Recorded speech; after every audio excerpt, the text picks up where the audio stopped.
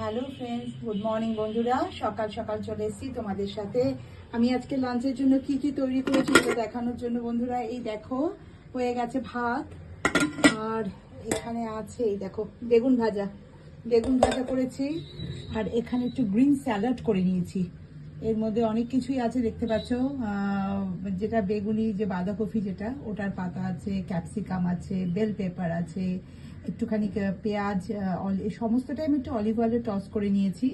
তো এই স্যালাডটা আছে, আর এখানে আম তো আছেই বন্ধুরা। আর যেটা করেছি আমের চাটনি, আর আছে এখানে এই যে মোরলা মাছ, একদম এই যে ঝিঙে আলু দিয়ে পাতলা ঝোল, কালো জিরে কাঁচা লঙ্কা দিয়ে, একদম গরম ঝোল ধোয়াতে, এই জন্য এরকম দেখাচ্ছে, ঝাপসা হয়ে যাচ্ছে দেখাতে গিয়ে। একদম গরম, সবে নামালাম।